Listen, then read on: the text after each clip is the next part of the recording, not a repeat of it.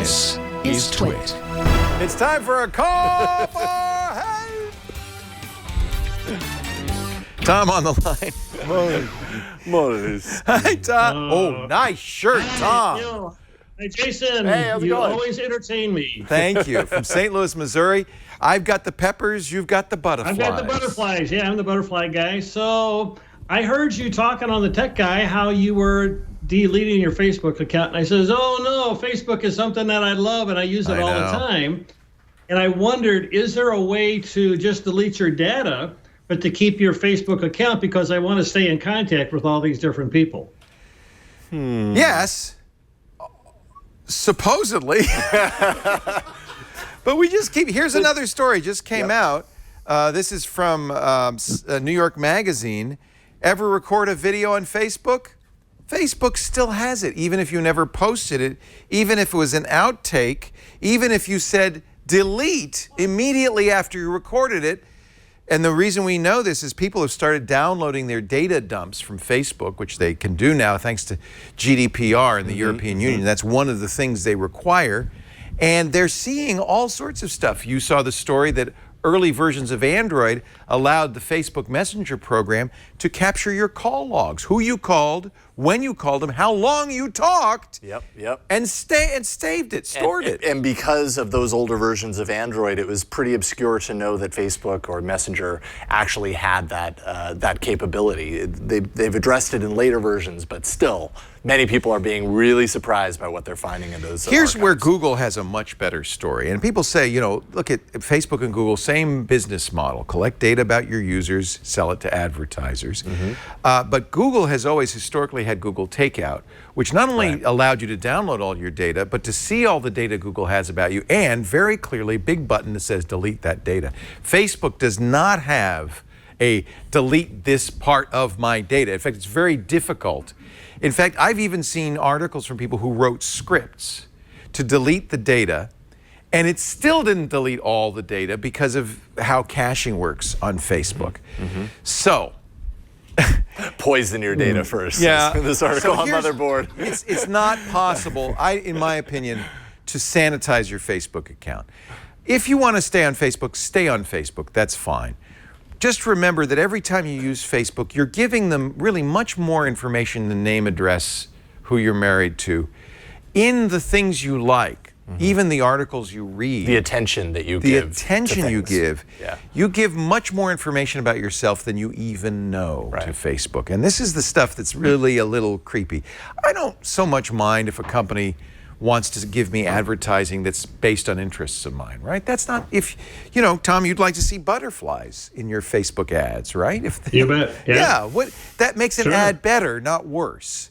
So I don't think that's the problem. The problem is that they haven't been very careful about who gets this data. We think the Russian government got it, not just Cambridge Analytica, but it was then passed along to the Russian government and then used to promote articles, to show you ads that were targeted not just at where you live or your age or your demographics, but your mental state. If you were depressed or manic, it advertised to that mental state. And that's, to me, a bridge too far. That's gone too far. And that's why I'm deleting my Facebook account. Now, that doesn't delete anything because they say you delete your account and that over a period of months, data will be deleted. But I think there's still plenty of evidence that no matter what you do, Facebook holds on to it. There's also the bigger issue that as you travel around, even if you have no Facebook account, every page you go to that has a Facebook like button or a Facebook log on button is telling them you're visiting that site, and they're collecting a shadow profile of you, even if you're not a customer. Not to mention, I mean, there are also other people sharing information that includes you. So even if none of that is happening, you have a lot of connections with people that might include you in that information. There's information there for Facebook. So in my opinion, there's really only two things an individual can do. One is, as a signal to Facebook, delete your account. Sure. That doesn't save you any privacy or anything. It's just a signal saying, I don't trust you. Maybe. And it makes you feel better, but I think it's a strong signal to Facebook. Even though, you know, people have pointed out probably more people join internationally than leave in the US. Nevertheless, that's one thing you can do. But the most important thing we can all do is we could say, Facebook needs to be regulated. Facebook, there needs to be rules against, companies are going to collect your information. That's always happening. Hundreds of companies do it.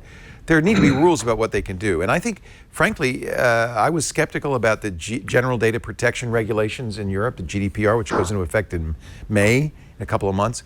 I think that's actually a good step. I think one of the reasons we're seeing things like the ability to delete your Facebook account or down your data is because in Europe they're requiring that.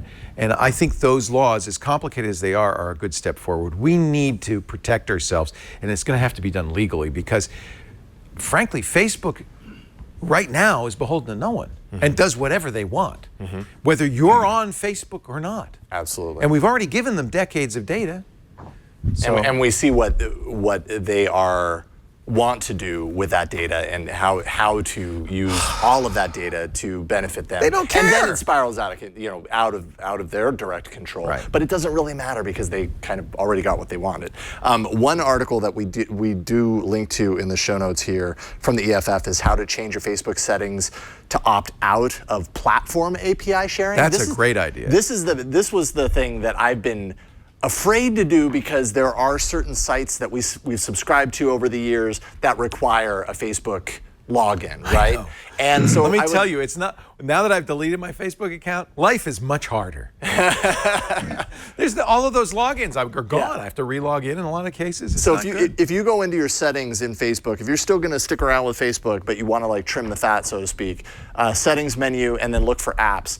And I think you will be amazed at how many apps probably are on that page and connected to Facebook and the data that they actually have access to. And B, how many of those apps you haven't even thought of, you don't even know what it is. It's been there for years and it's had all that information, that direct access all that time. Right before the show I went in there, I think I had 150 things listed there. I went through piece by piece and eventually I just selected them all, deleted access. And I was like, you know what, I'm gonna deal with the ramifications because I just don't want this anymore.